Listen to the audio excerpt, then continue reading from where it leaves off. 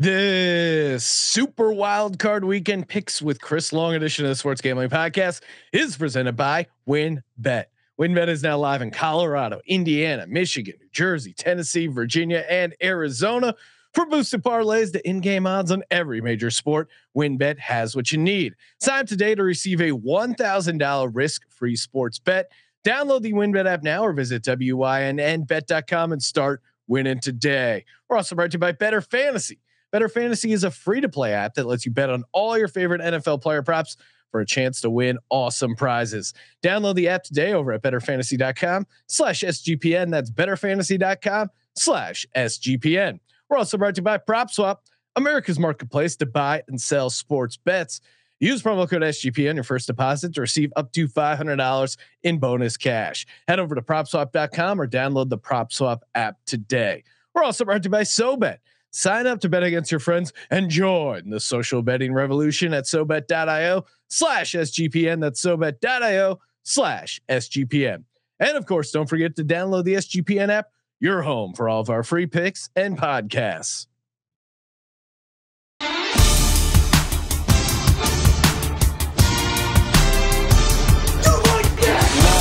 Cox. He's one of those guys who will get penetration.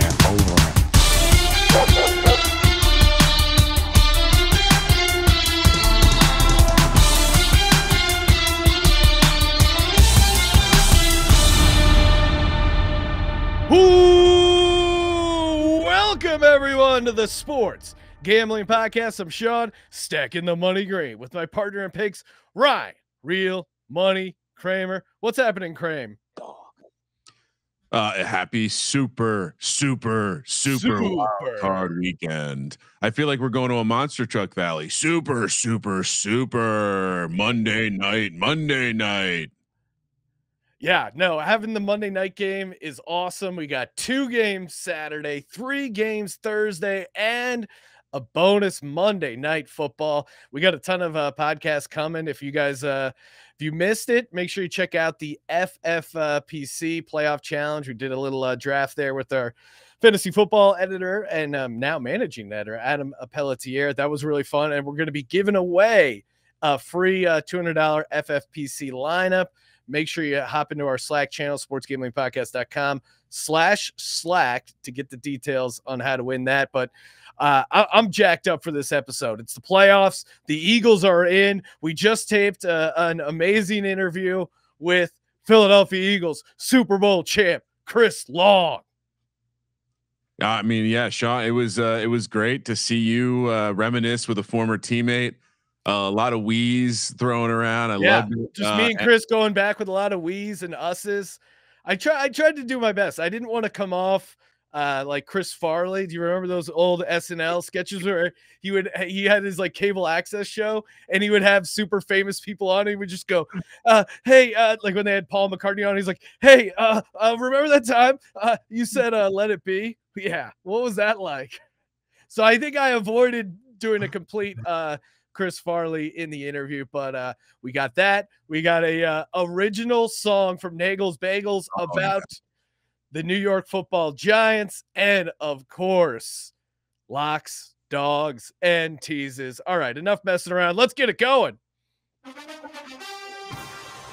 This edition of the Sports Gambling Podcast and all the podcasts on the Sports Gambling Podcast Network brought to you by our good buddies over at WynnBET. Already playing around with my favorite build your own bet over at WynnBET. Does involve one team from Philadelphia, one quarterback who's possibly a rare breed, possibly untamed. So fun to connect a bunch of bets together like true. #Legends only. And get some great paydays. And the best part is for every $20 build your own bet you put in, you have a chance to win a trip to Shaq's Funhouse in Los Angeles, and a $5,000 risk-free bet with the win, and a $5,000 travel credit. Oh, man, WynnBET is awesome. Bet big, win bigger with WynnBET. All you got to do is go to wynnbet.com or download the Wynn Betting app. Joining us on the line, two-time Super Bowl champ and host of the Green Light Podcast, part of the Blue Wire Podcast Network, Chris Long. Chris, thanks for coming on the show, man. Appreciate it. Yeah, good to see y'all again, man. Yeah, we ran into you at the Blue Wire Studios in Las Vegas. It was right before the Eagles were about to play the Raiders. I was jacked up. I was like, I have a feeling they're going to start running the ball more. We're going to turn this season around. Miles Sanders. It was a nightmare experience because I go with my dad. He flies out from the East Coast.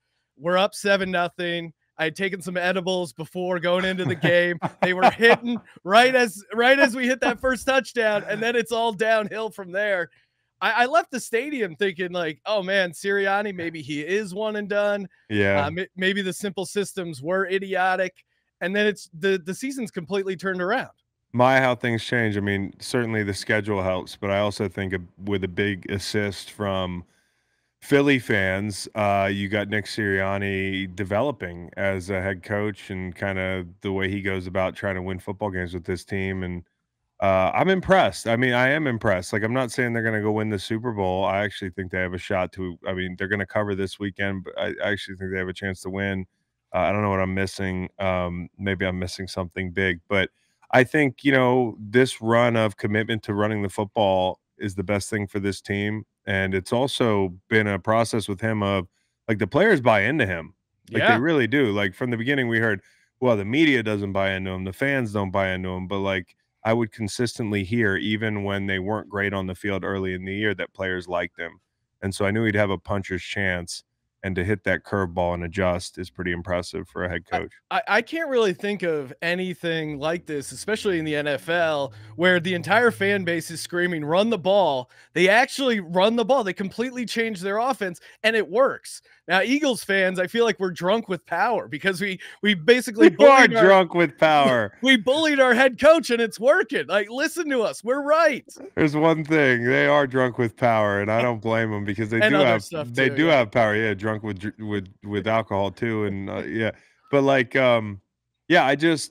it's impressive, man, and it's impressive of them, and it's a reflection of the the veteran leadership on this team. Like, this team changed since we won a Super Bowl. Like, there's a lot of new faces, there's a lot of young dudes, and to get everybody on the same page, to get production from guys like Quez or Gainwell or there's just been a lot of unexpected, unheralded people who have stepped up. Singleton on defense. Rodney McLeod has had his bumps in the road with, his injuries and then like the playing time, but he stepped up late in the season and made some really clutch plays. They're getting production in a lot of places. I mean, Javon Hargraves had like a Pro Bowl year, whether he made it or not. He had a Pro Bowl year. And so it was just, there's a lot of positives.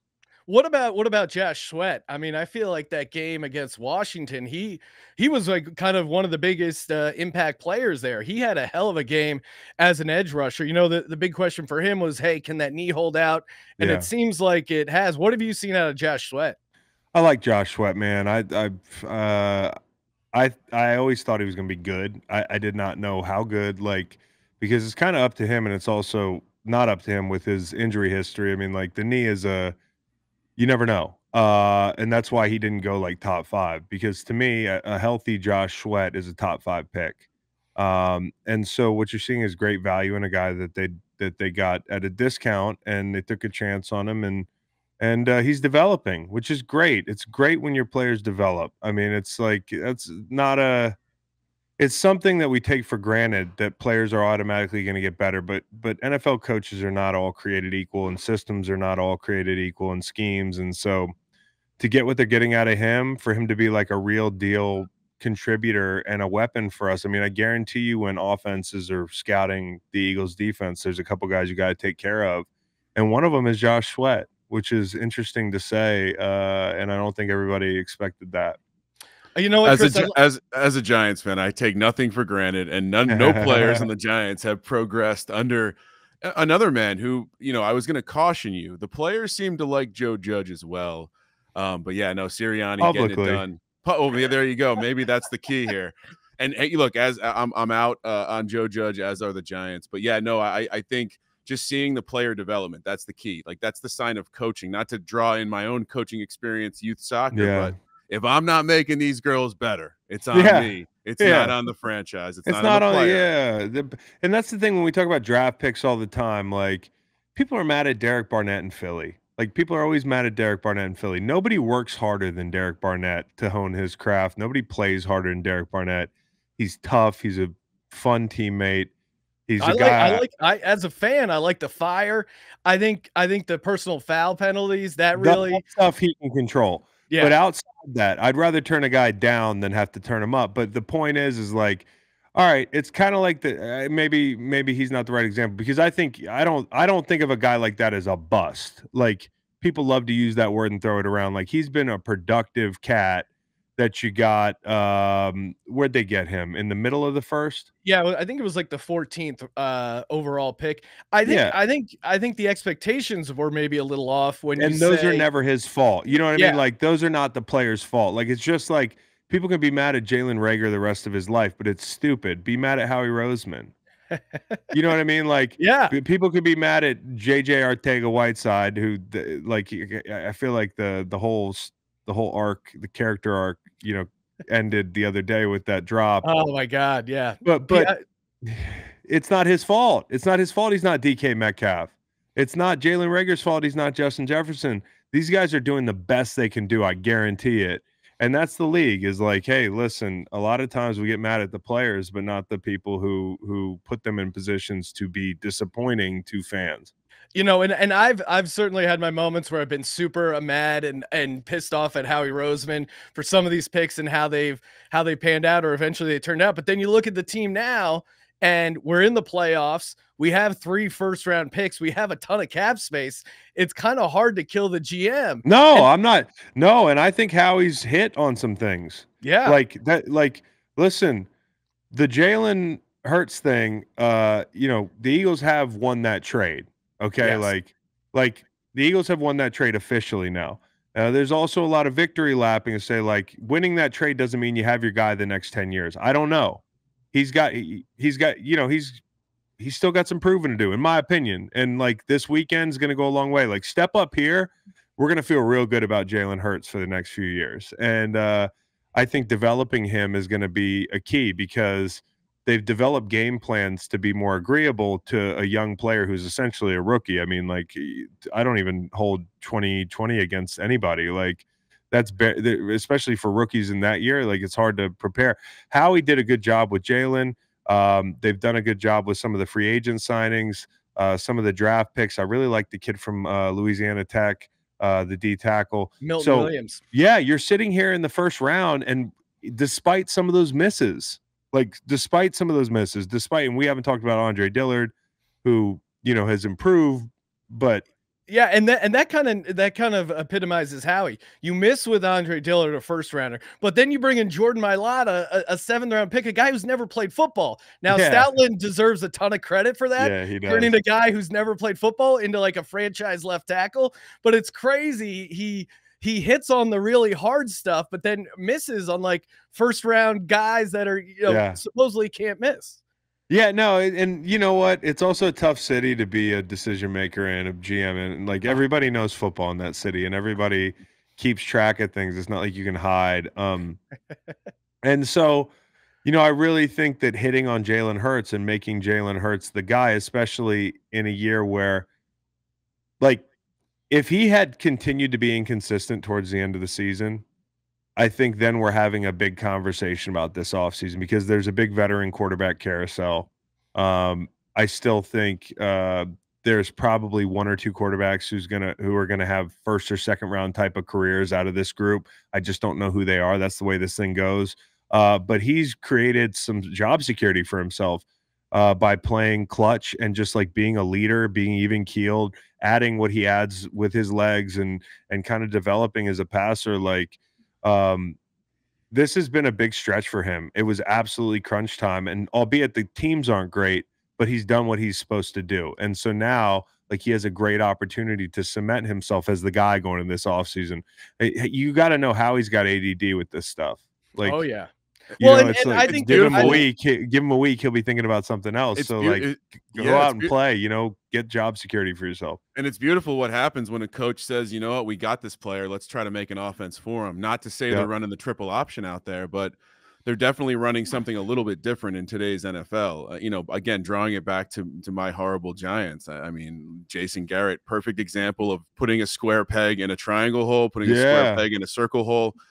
And again, as someone who hates the Eagles, I will say, like, Jalen Hurts, that dude's a gamer. He might not be a franchise quarterback, but he's trying to win games. And he may be, and like, I think the thing about this young kid is he's, like I pointed out, he's essentially a rookie. So you just are faced with the decision in the offseason, which he's making a lot easier.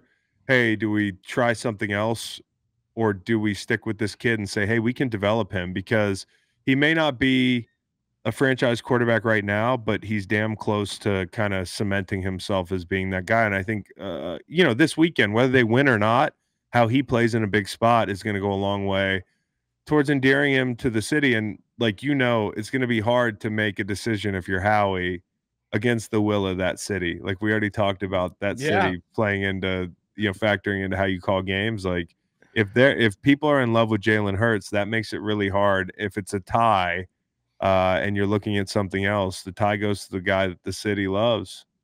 Yeah, no, and I think Howie and Jeffrey probably to some degree realize, hey, we drafted him as a backup. As crazy as it is to draft a backup quarterback in the second round, that decision. So I think in their head, they still kind of view him as a backup, and it's tough for them to kind of adjust what they originally saw him as. But to your point, like he keeps improving. And that's my thing is I want to keep riding with this guy until I see him stop improving, because if you can build a team around a quarterback on a rookie deal like this, especially in the second round, like you can put 3 first-round picks, you can put some good guys around him. That's the key. Like, even if you think he has deficiencies that he's going to continue to improve, like, you can build a very solid roster around this guy because of, in part, these 3 picks that you're going to have on the back half of the first round, which isn't a bad place to be picking, especially in a year like this year.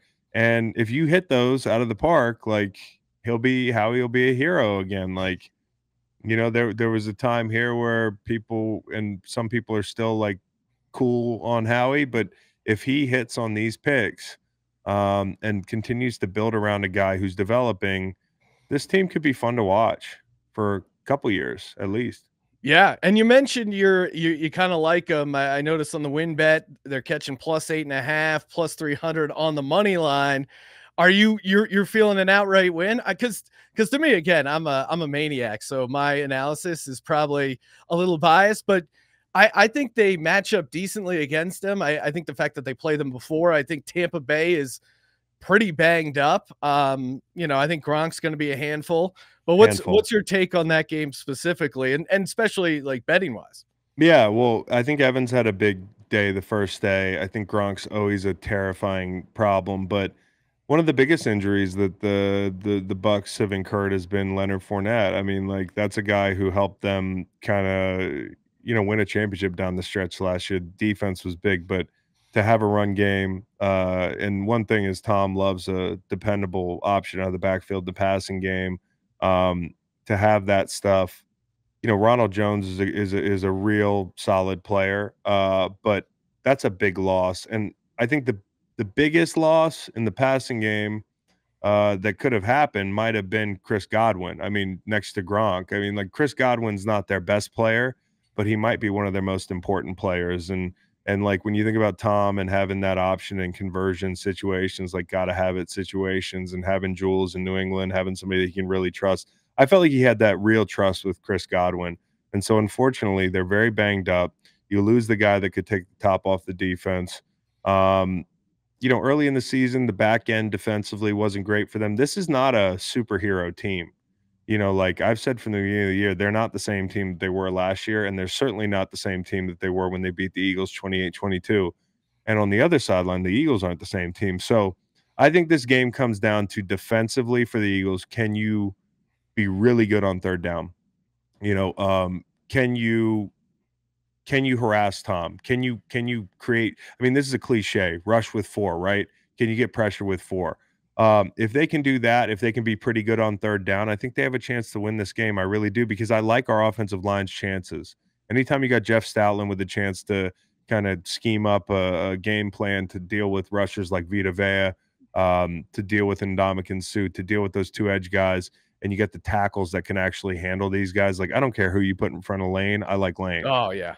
You know what I mean? Like, so this is a game that's going to be, it's cliche, but it will be won and lost in the trenches because of the strengths and weaknesses of these two teams. And I think the Eagles at least cover and have got a shot here, because the Bucs they've looked up and down since this rash of injuries, and I don't think they're a Super Bowl team. I just don't. I mean, the number suggests the books are scared that the Bucs are going to blow them out. I mean, this is like teaser protection all over it. The only thing I can think of is that this is, it feels like the kind of game that it's going to come down to a Jalen Hurts throw or two, because that's it. It's, can Hurts play well? If Hurts plays well, if Hurts plays bad, they're going to lose and they might get blown out. But if he's the guy that Philly says he is, the fans, if he's the guy that they think he is, like, they can win this game. But he can't play poor. He can't play that game like he played against the Giants. Yeah, and I'm as a fan, I'm hoping that was kind of the outlier, because I thought his best passing game, honestly, was the one he just played against Washington. Like, some of the ball placement, I get all fired up in the office. I get the Baldy breakdowns, and Baldinger's just like, look at this rollout. Look at him finding the next level, the progressions. And he seems to me, as a guy who breaks down film, aka watches a couple of videos on Twitter, it seems like he's seeing the field a lot better. He's seeing it better. Yeah, he is. I mean, just kind of casually. Now, you mentioned we're talking point spread, being a sports gambling podcast. I've always kind of wondered, how aware are the NFL players of the betting line? Because, especially now with gambling, you have to be somewhat aware of it. Obviously, you guys, there was that great run where you broke out the dog mask. Is there any, how much is that a motivating factor, I guess, in the locker room? Well, the dog mask thing started because people wouldn't stop asking us about being underdogs at home. And we were like, okay, they have one question this week. Let's mess with them. And we'll come out with some masks or whatever. And then it caught fire. But honestly, I couldn't tell you what the line was in that Super Bowl. I didn't know. We knew we weren't favorites. And I think it was up in the 8.5 range. I think it was the Super Bowl in Minneapolis, but and then it shrunk down a little bit. But I think as players, we're more cognizant of just where the noise is. Now, as things go here, and as the TV in the cafeteria inevitably is going to have lines under games now, because people are kind of sneaking lines into the mainstream type stuff, like they're whispering about it, like they're not overt about it on all your programming, but you're going to see lines now more on really mainstream things. Players are going to learn more. I used to run around trying to find suckers who didn't know about lines, and find, say, if Brandon Graham and Michigan, they were getting ready to play Ohio State, and Ohio State was 6-point favorites. So I'd be like, hey, you want to bet this game? And I know BG only bets straight up. Yeah, he's a money line guy. Doesn't know. Yeah, so I'm like, okay, fine. I'll take Ohio State, and I'd go around and find the dogs in the locker room, like Louisiana Tech, whoever, and see if guys get it or they don't. And you'd be surprised how little people get about this stuff. And honestly, I've learned a lot about gambling since I retired, because Lord knows, gambling on the NFL is totally different than running around and trying to find a sucker on a college football bet for $15. You know what I mean? It's way different. And I've learned a lot. I really sucked when I got into it, as most players probably do when they get out of the league, because they think they're competitors, they think they know, and you almost have to learn to trick yourself, or not trust yourself in certain scenarios. Identify the situations where what you're thinking is too easy. It makes too much sense. You got to almost go the other way. And that's been big for me.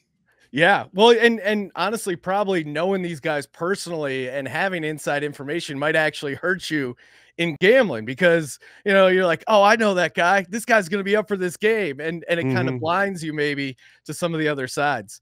Yeah. I mean, you do. I mean, you try to think for teams and that sort of thing. I think probably the best gamblers, they understand, the context around games. And as players, we understand it in kind of a silo, like we're in our little silos, but like I feel like really sharp guys like have a really 30,000-foot view of, hey, what were the two other games on either side of this game? Like, is it like I've heard division sandwich used? I've heard all types of terms that I never thought about when I was a player. It was about that game and that matchup. But there are things that I've learned and picked up from people that are really smart about this stuff that I never thought about as a player. Yeah, you got to take the emotion out of it and just dive into spreadsheets. Welcome to the world of gambling. I'm looking at pace of play. Like I was like, man, this really sucks. I'm like looking at home and road pace of play, and I'm like calculating totals. Like this is bad now. Yeah. Well, and it's funny. I think you tweeted out something similar, but especially once you start messing with totals, it's funny because you're like with basketball, especially you don't realize how much math you're doing real time during the game. Yeah. And you're constantly, I feel like totals are sometimes the worst because you can be so relaxed and feel like the game's in hand. You almost stop watching it. Like you're watching it, but you're not counting, and you're like, oh shit. They just, like that, like the 3 touchdowns. Yeah, 3 touchdowns in 7 minutes. And there was that pick six, and I had the under, and I felt like I'm in cruise control, man. Like I had Georgia in the under.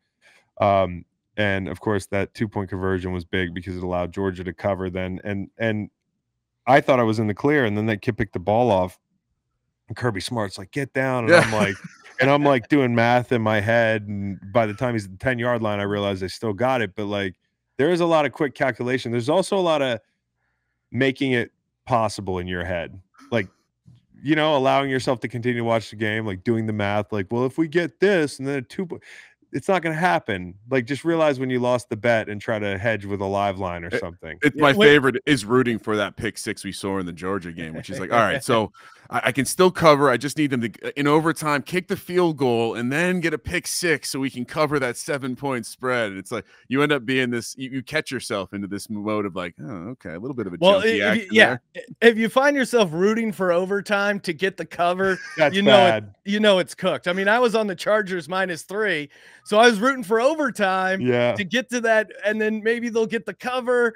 And then halfway through, I just switched and started rooting for the tie because the chaos of it. And then I came full circle when they got the first down. They're going to kick the field goal and stuff it down the rival's throat. I'm like, oh yeah, that's badass. Madden would love this. So I went from rooting for each side of the game, from Chargers to tie to Raiders. Well, I had the Chargers. I had the Chargers win total, and I fell just short because of that. But either way, whether it tied or not, I wasn't going to get it. I do a lot of teasers for whatever reason, and those are the worst to kind of track because they're just so like you end up in so many situations where one thing is going to make the other thing impossible.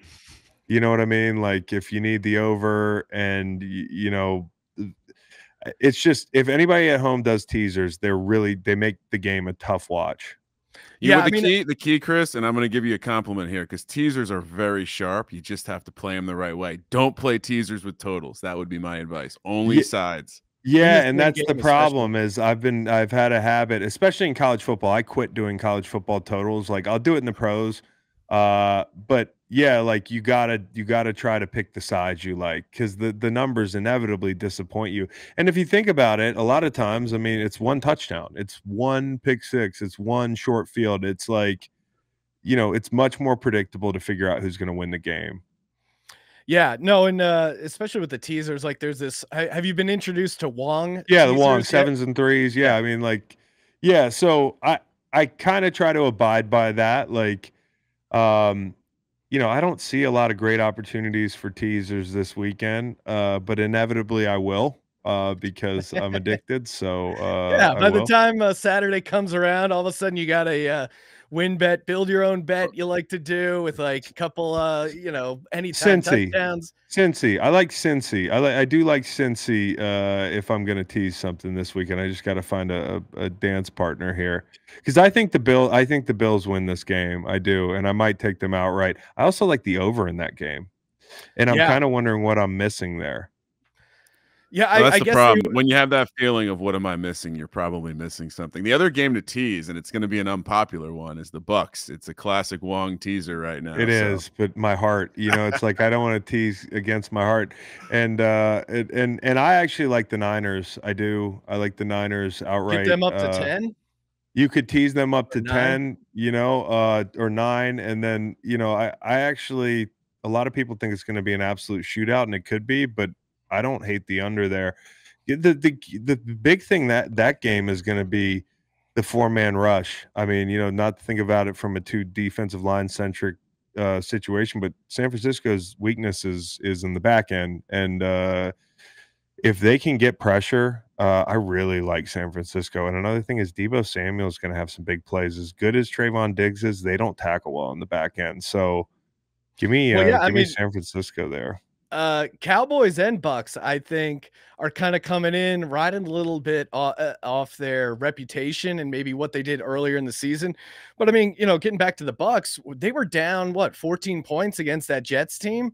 And that whole AB thing aside, like football reasons, Cyril Grayson is now doubtful for them. No AB, and I feel like Dallas kind of. The win over the Eagles practice squad there maybe covered up some of the blemishes. Shoot, Washington win. Dallas has not looked right since Dak hurt his calf. Like look at their offense. I mean, they've had real flashes of brilliance thanks to mostly a couple guys on defense. But their offense has not been on target, and they're something like 1-4 against 10-win teams. And I'm talking out of both sides of my mouth because I'm telling you bet the Eagles, but after that statistic, but I do feel like they're kind of limping in, and that's kind of why McCarthy played all his starters. I mean, people freaked out about that, but I know in this new era, like you're supposed to take zero risk with the health of players and that sort of thing, but I would have played the guys because not only to get Dalton Schultz back and you need reps with him and Dak, but you also are getting used to not having Gallup, and your offense has been off kilter. And that's a lot of the reason. That tells you where they think they're at. I don't think they feel good about where they're at, and I don't think they feel good about the matchup of the team they're playing either. And I think just as far as we might be looking back and saying, wow, Mike McCarthy, not someone we compliment often on this show, but wow, maybe a smart move to play because that rest rust thing. I mean, I always bring it back to my Giants when they played their starters against the undefeated Patriots, and they gave them a game. And if you look back and you hear the words of like Strahan and some of the other guys, they said that was huge. That was a confidence building. Like we felt like we were playing well getting into the postseason. So as much as I hate the Cowboys too, I hope it wasn't. I think it was the right decision. And I don't know if they can. I don't know if they win the game or anything like that. I mean, it's going to be a hell of a game. And also the thing that the NFL got right here, and I'm sure that probably from a gambling sense, it helps too. Like a ton of big franchises in the playoffs this year. I mean, from the Raiders to the Chiefs to the Niners to Dallas, the rush of nostalgia there. You got Philly, you got Tom Brady on another team. They really hit it out of the park this year with the teams that are in the postseason. So it's going to be a lot of fun. Notice I didn't mention the Cardinals. Worst case, they're crossing their fingers that they don't get an Arizona Tennessee Super Bowl. Oh my God, they won't, because Arizona would have to be in it. I hate it for my buddy Ertz because I just don't know. I just don't know if they have it late in the year. It's like all the signs point to the fact that there's something fundamentally wrong with that place as far as winning late in the year. All right, Chris, before we let you go here, obviously appreciate you calling it. It sounds like if you had a lock right now, you're going Cincy, laying the 5.5. I don't know if I had a lock right now. Hey, why wouldn't it be the Rams, man? I'm looking at the Rams, it's one of those what am I missing things. Yeah, and I was on the Cardinals against Dallas when everybody was on Dallas, so because I just feel like they were due and that sort of thing. The Rams have lived dangerously, but they're a better team than the Cardinals, and I think that first game of the year goes away. If there's a lock for me, I think I like the under in the Tampa Philly game. I think I like the under there if we're talking about a total. and I might like the Niners as well. I got a couple locks. That's the way I think, dude. See, that's I could tell Chris is a true fire. There you go. True Degens only. Well, Chris, appreciate you hopping on the podcast. Make sure you subscribe to the Greenlight podcast, and also real quick, make sure you check out his charity, waterboys.org. You guys do a ton of great work. I've donated, and I suggest everyone else does as well. Thank y'all so much. Appreciate you. Oh, yeah. Oh, man. NFL playoffs. Perfect time to head over to PropSwap.com. So many futures to get down on. Teams to win the AFC, teams to win the NFC, teams to win the Super Bowl, and still a lot of the different awards. So MVP, Defensive Player of the Year. You want to get down on it? PropSwap.com is the place to go. It's where America goes to buy and sell real sports bets. Just head over to PropSwap.com. Use that promo code SGP. PropSwap.com, promo code SGP. Instant deposit match up to $500. And, of course, also make sure you check out betterfantasy.com/SGPN, BETTOR, fantasy.com/SGPN. Get in on all their free-to-play playoff prop games. They got a ton going on for the NFL playoffs. Just go to betterfantasy.com/SGPN, free to play, and you can win awesome prizes. Turn your credits into gift cards. betterfantasy.com/SGPN. All right, Ryan, 6 games on the slate. Before we do that, friend of the program, Nagels Bagels. He put out an amazing song on social media describing the downfall of the New York Football Giants. In particular, this is a Gettleman-based song. We had to share it with the audience. Whenever you're ready, Kramer.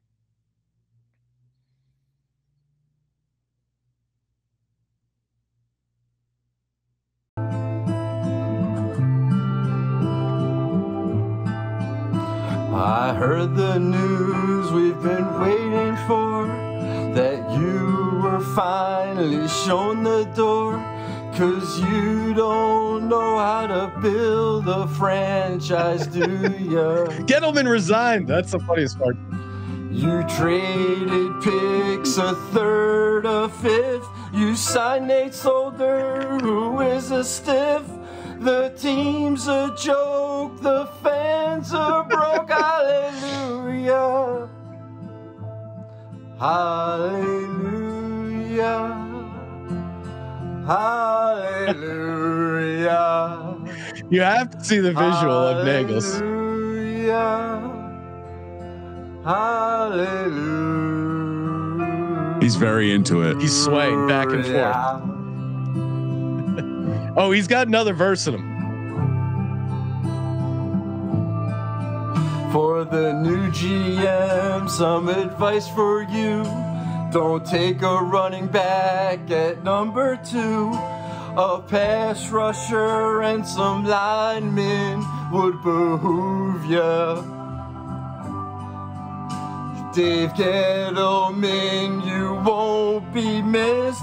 Mara knows the fans are pissed. You were the wrong guy. Say goodbye. Hallelujah. Hallelujah. Hallelujah. Hallelujah. Hallelujah.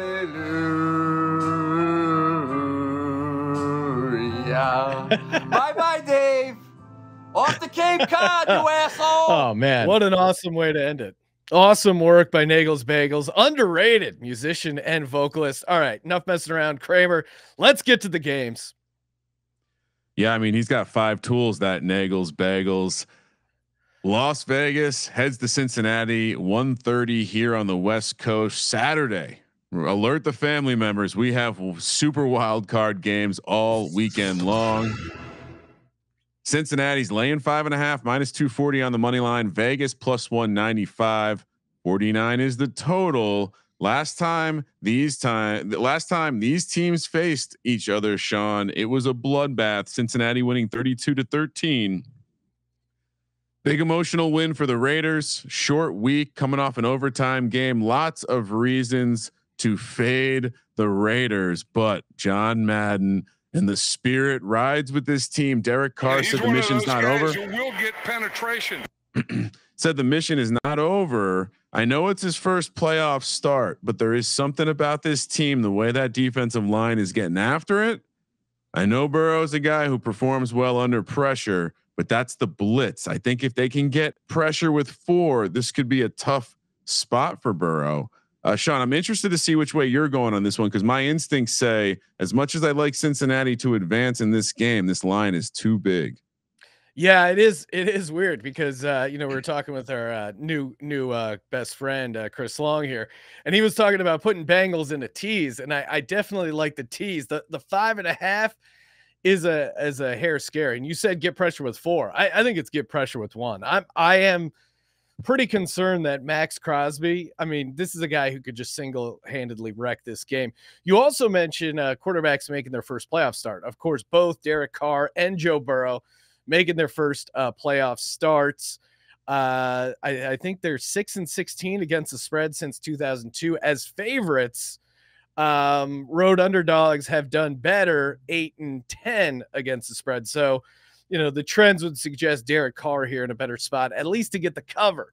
As far as the game itself, oh man, Twitterless Steve in the Slack channel really got me digging deep on this Derek Carr cold weather nugget. This is great.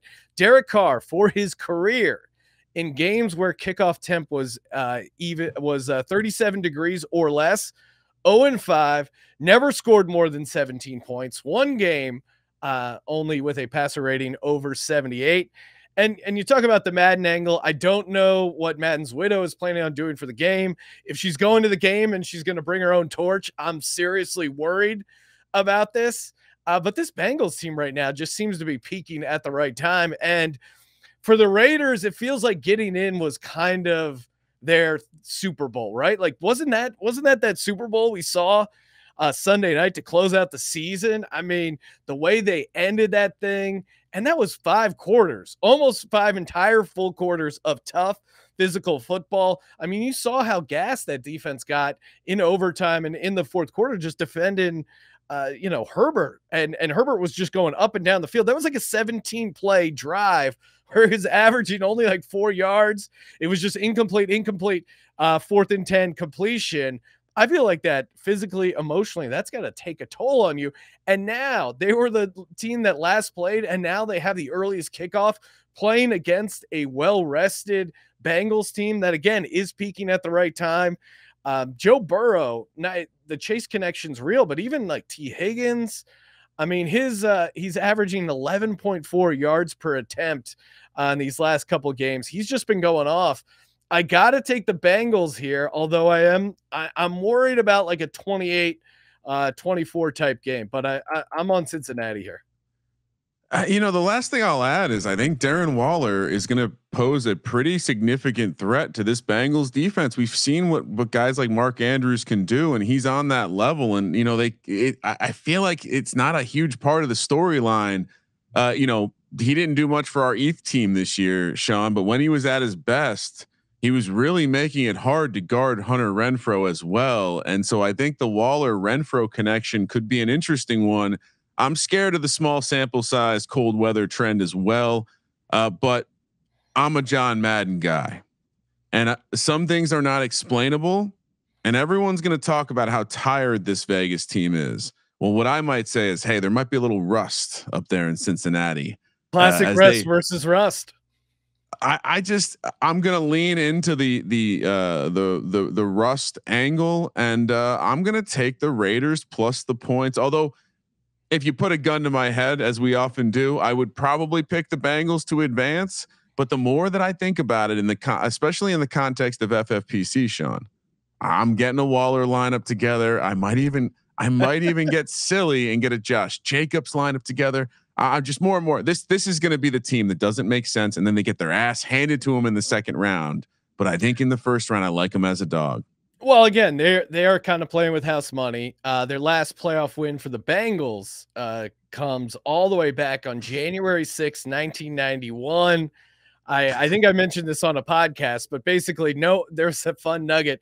No one has ever texted anyone that the Bengals have won a playoff game. Text messaging was invented in 1992, although, people didn't really start using it until the 2000s. So they certainly have a kind of a completely screwed franchise there, but I'm all over the Bengals here. The more we're talking it out, I just think this Raiders team is hitting a wall. They got into the playoffs.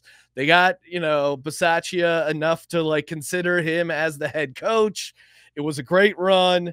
They had that upset of the Colts. I just think they're running on empty and they're going to hit a wall here. And Derek Carr, the mascara, I don't think it may start running in Cincinnati. Does he wear something around his eyes, or he just has naturally goth looking eyes?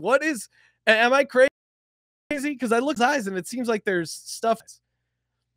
As someone who is also beautiful, he just naturally beautiful, Sean. I think Carr under passing yards, maybe a fun way to approach this one. I almost kind of like that, even liking the Raiders. I think this could be a smash mouth game. I think everyone's expecting kind of more of a shootout. I know we're not picking totals because we're not totals guys, but seeing this as one of the top totals on the board, I've kind of felt like maybe we'd go under too. So, all right, Saturday night, New England, Buffalo. I don't love they made this this feels like it should be a Sunday afternoon game, but it's Saturday night, New England, Buffalo. Buffalo -4, -200 on the money line. New England +165.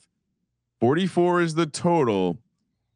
I mean, here's the way I see it. They split the games this year, but like I said, for the last handicap before the Buffalo victory, Belichick needed the wind to be blowing 50 miles an hour to keep Josh Allen's arm out of the game to get a win. There's no way I'm betting on a rookie quarterback who hasn't looked good. There's no way I'm betting against Josh Allen and this Bills team who is on a mission. They made the conference championship, right? NBA logic. They took that step. Now this is their year to take the next step. They have the experience. So I know a lot of people are going to tell you about how Bill Belichick is 14-3 in opening round games in the playoffs in his career.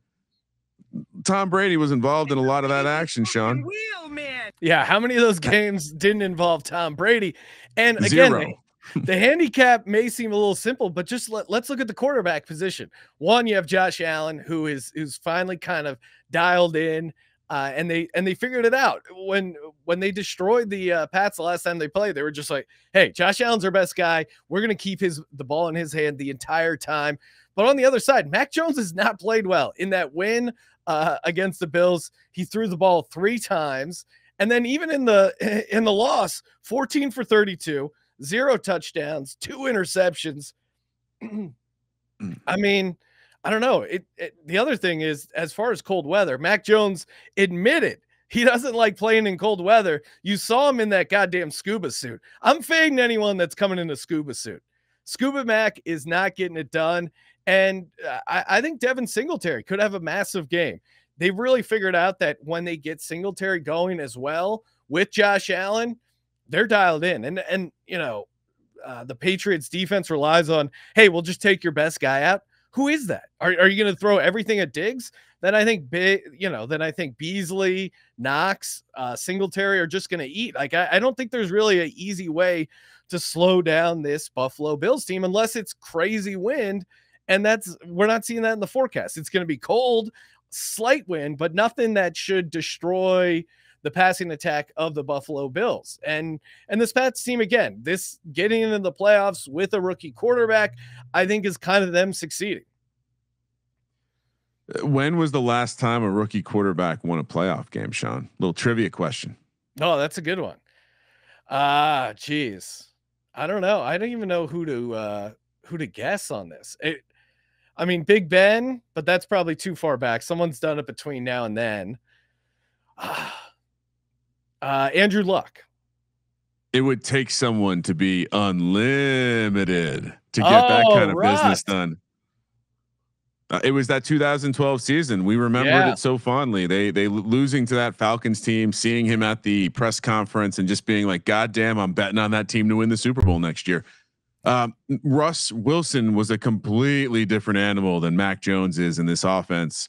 And I would even take you, you said it's a simple handicap, play this game, find me the position that New England has an edge on the offensive side of the ball. It just doesn't exist.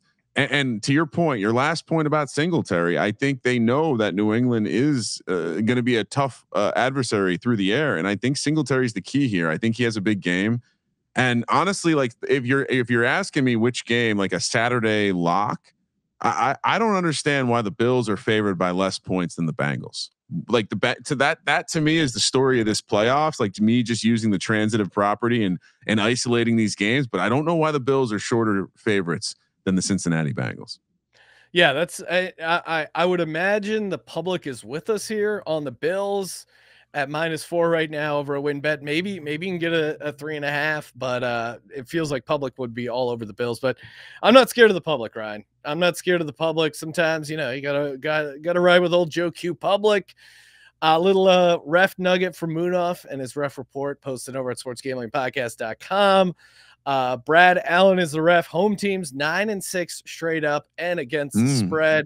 So nice little nugget there. Last time he refed a game was the Bills Saints game. Bills destroyed that game 31-6. So got the refs going with you. I just don't see the New England offense keeping them in this game. A co-sign it. Let's move over to Sunday, Sean. Which, by the way, 60% of the tickets on the Bengals, 60% of the tickets on the Bills. Meanwhile, 80% of the dollars on the Raiders and 70% of the dollars on the Bills. So you're seeing a little cross action in the first game. Bills kind of more of the chalky side, which isn't too surprising. All right, Sunday early, Tampa, I guess, Florida. The Bucs hosting the Philadelphia Eagles. Tom Brady, a little rematch from the Philly special Super Bowl. Eagles are catching a crazy big 8.5 points here. I mean, money lines +300, -400 for the Bucs. I'm assuming Sean's going to be all over that 3-1. Maybe a little big dog parlay coming for us. Totals 46. My instant reaction was this number would be too big.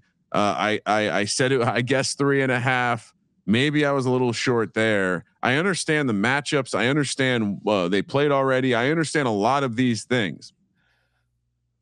I just don't see the Bucs as a team that's going to come like this line. This total indicates to me that this is going to have shades of a shootout, and I just don't know if both teams are coming to a shootout.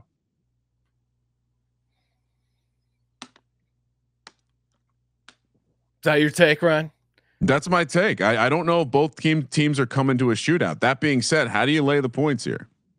You don't lay the points because you got the Philadelphia Eagles.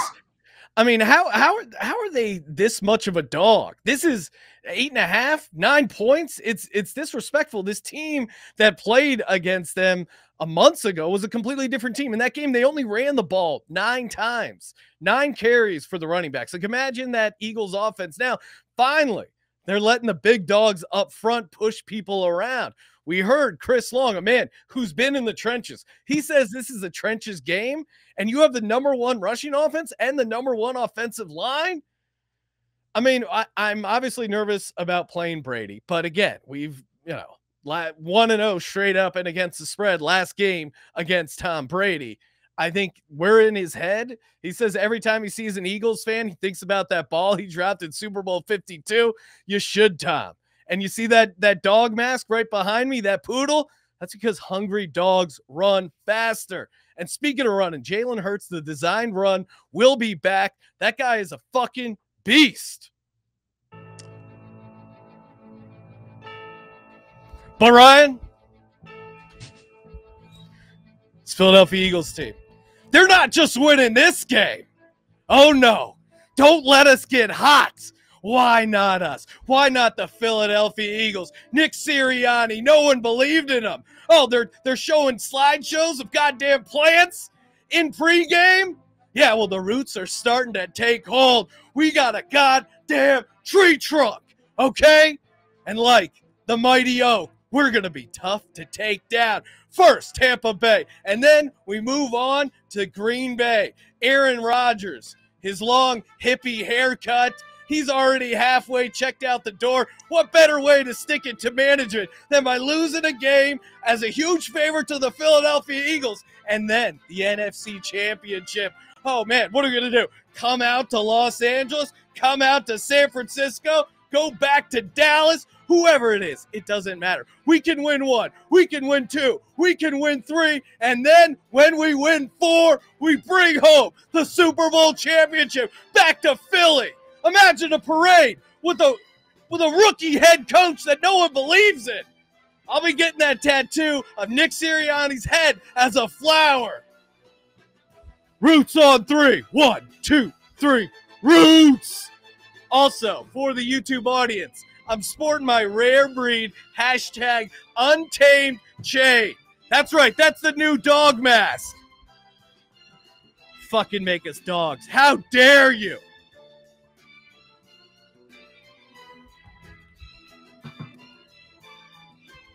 Go Birds. I literally fell out of my chair just now. I think I may have popped my mic, Ryan. Yeah, we'll figure it out. Let Rocky play. We got rid of that soft paper towel Carson Wentz.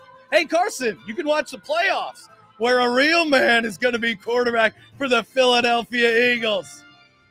Let's fucking go. One more time. One more run. Such a good story.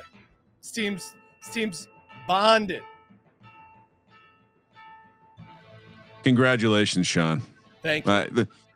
So I guess the end of my handicap has me thinking, wow. When I brought up the fact that this line was large on Sunday in our instant reaction, you seemed quiet. You seemed, I didn't understand it. It was a weird energy. And then you kind of lurking around the office, the confidence has been building, and it makes me wonder, we do get a blowout every wild card round. It feels like, why not this game? What if, Sean, what if this comes down to Jalen Hurts' arm? What if the running game isn't successful against that passing attack? How quickly can this game get out of control? I'm taking the contrarian side of this because, Sean, unlike you wouldn't want to hear this, but the money is fairly split. It's 55-45. It's not crazy. You're not a crazy dog running through the streets. I'm going to lay the points only because yes, let's go. One more thing. Only because I'm a team player. Bulletin board material. I think this line's too big, but Tom Brady's going to find a way to cover this spread. I took one for the team there. Yep. What a Christmas gift you gave me.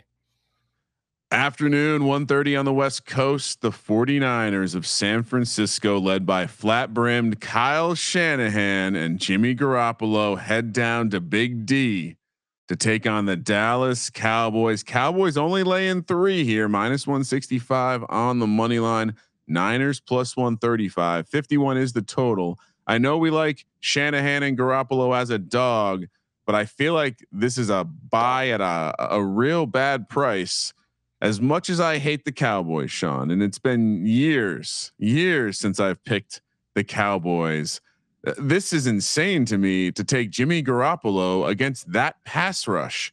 Did you see the way he looked when there was pressure? Did you see what happened to those balls? Horribly overthrown, horribly underthrown. I think at the end of the day, you have a situation here in a couple of these games where there appears to be a quarterback disadvantage that I think is capable of losing a game. And I expect San Francisco to move the ball, but they'll struggle in the red zone because Jimmy G is not the guy.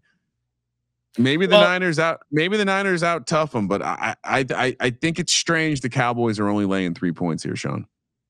Well, I mean, one, I think the Cowboys have really struggled against tight ends. Again, I have George Kittle in my playoff FFPC challenge lineup, and I think he's going to have a massive game. I think Tony Pollard not being healthy is really going to hurt this Cowboys team, because I don't think Zeke's their best back. I think not having Pollard at 100% is going to make a big difference. Trent Williams also coming back for the 49ers to help offset that pass rush. You're going to need it. Obviously, Micah Parsons, much like Max Crosby, could blow this game up. And the defense for the Cowboys, Ryan, as an advanced analytics, you have to know how fraudulent this Cowboys defense is. They're a true outlier when it comes to creating these turnovers. And maybe Diggs gets 2 picks on Jimmy G, and that ends up being the difference. But I think it could go the other way. I think they're going to play, a very simple, motion, some play action, not give them a lot of opportunities. I think they're going to have trouble tackling Deebo Samuel. Like my boy Chris Long said, I don't think they're a great tackling team. I think Deebo, Elijah Mitchell, George Kittle, I think they're going to be able to move the ball against this against this Cowboys defense. Lastly, Ryan, Alex Kemp, the ref, 11-5 against the spread and straight up for the road team. Kyle Shanahan, haven't even talked about this, against his former, he's squaring up against Dan Quinn. Revenge spot, yeah. Yeah, so I like that angle as well. And again, Cowboys are 24th in the league versus play action passes, and 22nd in yards per play allowed. I think the middle of the field is going to be wide open for this 49ers team, and I think that's really where they thrive. So give me the 49ers +3. So you're saying that in this revenge spot, you like the offensive minded guy to have the leg up on the defensive minded guy, because Dan Quinn also coached with Kyle Shanahan for a long time. Maybe knows a thing or two about the offense. I see that angle as far as like being able to shut them down, but it's less about the revenge, more just the type of offenses the Cowboys succeed against aren't the 49ers. You know what I mean? Like the 49ers, the physical, pound the attack, eat up the middle of the field. That is really where they thrive. So I think it's a bad matchup for the Cowboys. I think on the other side of the ball too, like you're kind of like, I know the angle is like the pass rush is going to get home against Dak, but the back end of the San Francisco secondary is still question mark. So I think, you just got to ask yourself, Sean, if you're willing to get in a shootout with Jimmy G. If you are, take the points. I don't see this being a shootout. And I think the Cowboys offense has been pretty clunky. I mean, look what they did against the Arizona Cardinals, a team that was playing their starters in a meaningful game, Yeah, no, I hear what you're saying. The market says it might be a shootout, highest total on the board. So in a shootout, which is what the market is telling us it's going to be, I'm certainly going to take the Cowboys here -3. And plus, we've been talking about this all year. That is a disgusting act. Jerry Jones, we watched that. We all watched that speech. He did something with the devil this year. Yeah, he did something. So I might as well profit a little bit on it. So yeah, to me, this number is just too, like this should be at least 3.5. Give me the Cowboys. Quinn already interviewing for other jobs. He's halfway out the door. Scamahan is greater than Mike McCarthy. Come on, huge coaching edge. All right. Good luck. I'm taking the Cowboys, Sean. All right, moving over to super wild card weekend, Sunday Night Football. The Pittsburgh Steelers, they're heading to Kansas City. We just saw this one. It's another huge spread. Kansas City laying 13, -700 on the money line. Steelers +500. 40.5 is the total. I mean, honestly, I think everything you said about the Raiders feels more like the Steelers. They're, Big Ben happy to have another farewell tour. Mike Tomlin, just people talking about how great of a coach he is to have this team in the playoffs. Not to say they're going to lay down. I just don't think they're capable of playing with this. I think there might be a little bit of a shootout to this game, but I think in the end, Kansas City is going to win this one big. This is the square sharp dog of the week. I think Kansas City's going to roll. I think Kansas City's going to roll in a big way. Yeah, I'm with you. I put this feels like the Pittsburgh is the public dog that has fleas. I mean, the Chiefs won 36-10 without Kelsey. Now you bring Kelsey back into the mix. I mean, the playbook to beat Big Ben is very easy. I mean, I think Spags just sends a ton of pressure. Again, like the Steelers had 2 Super Bowls already. They had the Super Bowl where Big Ben got the Monday night win against the Cleveland Browns, had his like farewell to everyone. Then they had another Super Bowl where, you know, they were down and then he drove them. He got them into the playoffs. They sweated out that tie to get in. I mean, I'm a little worried because Big Ben is kind of leaning into it, saying, hey, we don't have a chance. You know, we're not that good. We're just going to go out there and have fun. I'm slightly worried about that mentality. Maybe pull something 13-point spread. They certainly could backdoor, but I think the Chiefs are going to be in control of this game and really able to dominate. Not a lot to add here. I think you nailed it. I think Spags will just dare Big Ben to throw it down the field, and he probably won't. And I think, you know, we'll probably spend the second half of this game listening to how great of a career Big Ben had and how good of a chance Patrick Mahomes has to once again have this team in the Super Bowl. So yeah, I don't know. To make this your primetime spot, Sean, I don't know. Like we're content creators over here. I don't know if this is the game I'm selecting for the Sunday night window. Yeah, I don't know. I guess you get Patrick Mahomes, and you know, Steelers fans are definitely a fan base that would watch this game. I'm surprised it wasn't honestly Eagles Bucks. Tom Brady in prime time, Eagles big TV market in prime time. But yeah, I mean, I'm all over the Chiefs here. KC -13. It's a big number, but yeah, you can't. It's just they set it at 13 because they desperately need people to bet on the Steelers, and it seems like people are.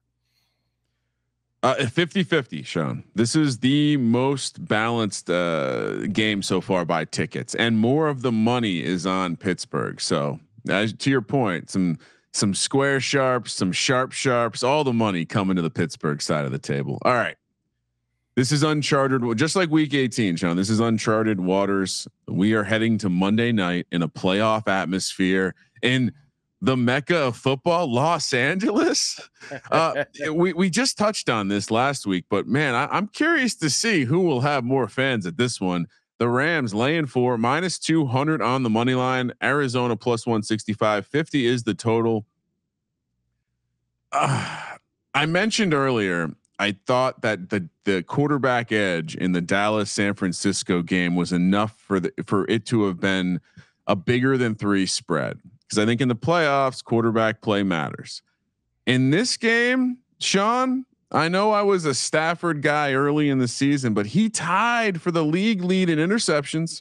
You may have been more right than wrong. And I don't know, as much as I like to hate on Kyler, I don't know that Stafford is the better quarterback in this game. So if I can get the better quarterback catching 4 points in a road spot where they've actually been pretty decent this year, with the motivational edge of getting JJ Watt back for a playoff push, I don't care if JJ is he definitely don't playing? care. I mean, don't care. Just put pads on him. Just get the hype going. Let him do the pregame stuff. As much as we make fun of the Kingsbury coaching snafus, I think McVay, they're coming off a game. Golly, because on the other side you have the angle of like they just lose to the Niners all the time, and maybe they're not that bad. But I don't know if I want to bet on McVay and Stafford here. I don't know if I want to lay the 4 points. I think it's going to be a close game, and so I'm leaning the point. I'm leaning the Cardinals, Sean. Well, Ryan, we are in a tower in Italy. We don't have leans here. We have picks. And this was an unfortunate matchup for me because both these teams I was looking to fade week 1 of the playoffs. You know, you laid out a good case against Stafford. I mean, again, that back is giving out on him. 10 interceptions in the last 4 games, leads the league in pick sixes. Jordan Fuller, the Rams safety, is out. That kind of isn't getting enough chatter, I don't think. That was really key to the 49ers coming back in that game. Again, I think Zach Ertz has a massive game. You also have Clay Martin, the ref, 10-5 against the spread, 9-6 straight up on the road. There's plenty of reasons to like Arizona, 5-0 against the spread as a road dog. Plenty of reasons. But I'm going the Los Angeles Rams. And this is the main reason. Cliff Kingsbury's teams, Ryan, in the second half of the season, when you take his record in college and the NFL, their record combined in the first 7 weeks, 42-20-1. The rest of the year for his teams in the college and professional ranks, 16-43. So he starts out winning at a percentage of 67.5. He ends it at 27% after week 7.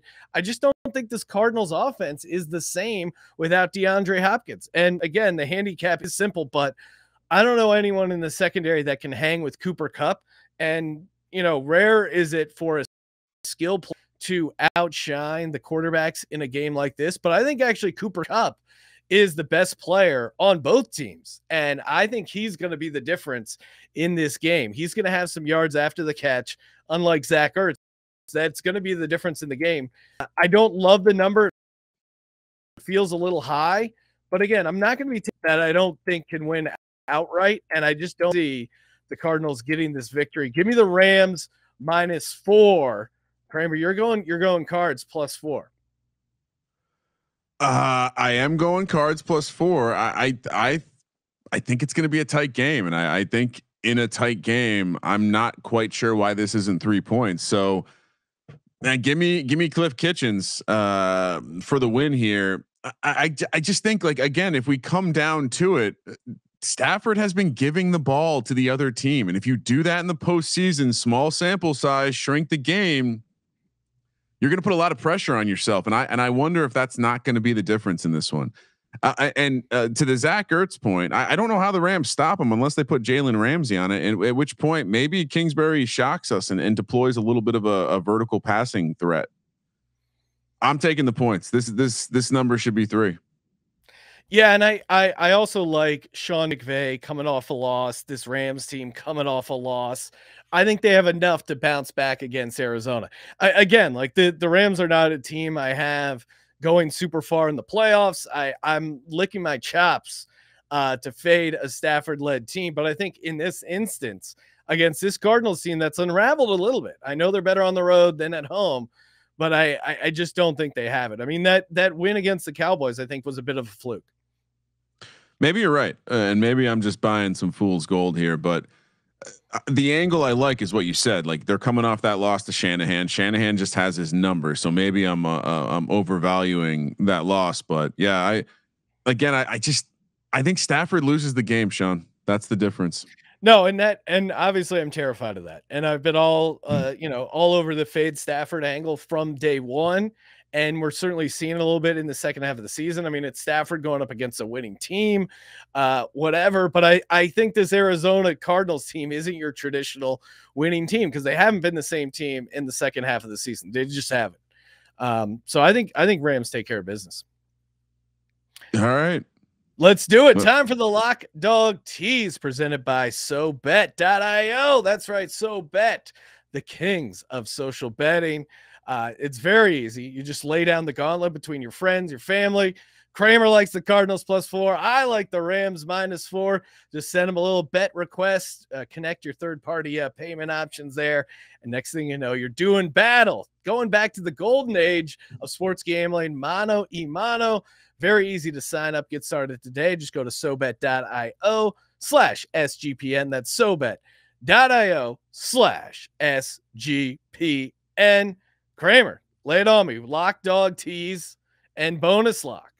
My lock is going to be Buffalo. There's 0% chance to me that New England wins the game, and so I'm relying on them to keep it close. Sure, maybe I'm not buying it. For my dog, as you can see, Sean, I'm a little chalky. But if I'm picking a dog, I'm gonna fade this Los Angeles Rams team. Give me annoying ass Kyler running for his life and just doing what he needs to do. A little bit of the Jalen Hurts mentality, right? I think we might see that from Kyler. A lot of 6-7.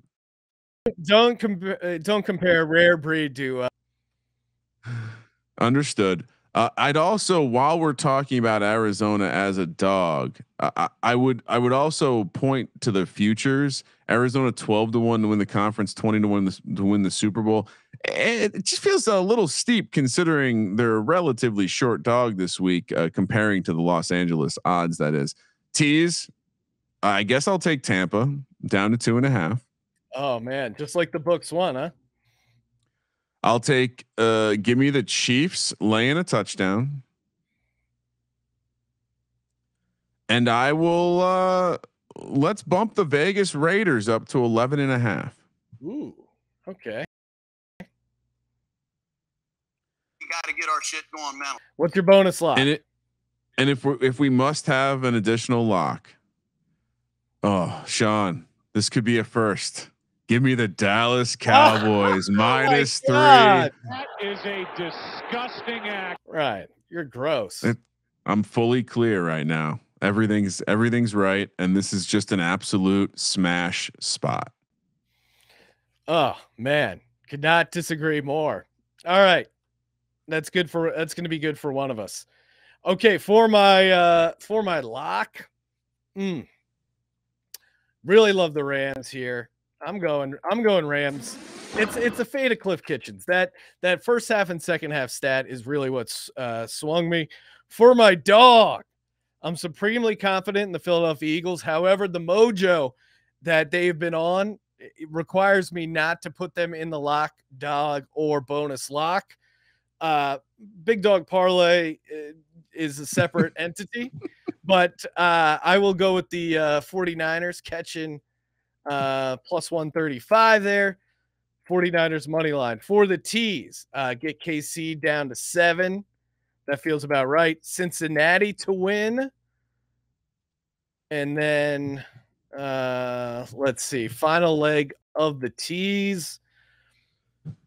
Usually don't do it, but in a limited slate, I think 49ers up to 9. My boy Wong would enjoy that as well. For my bonus lock, I'm with you, Kramer. Give me the Buffalo Bills -4.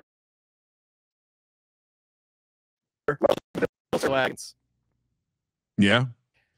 All right. I mean, that'll do it for the let's show. do it. We'll wrap things up again. Make sure you drop a nice rating and review for the pods. Are going hard. We got some DFS and some fantasy best ball coming in later in the week. So make sure you subscribe to the Sports Gambling Podcast. And again, when you leave that rating and a review, if it's on Apple Podcasts, that's great. Spotify or other places, send in a screenshot, tweet it at Gambling Podcasts. So you can get your entry in to win free gear, aka Merch Monday. Thank you for participating in the Sports Gambling Podcast. For the Sports Gambling Podcast, I'm Sean, stacking the money green, and he is Ryan. Good luck, Sean. Go Birds, Kramer. Let it ride.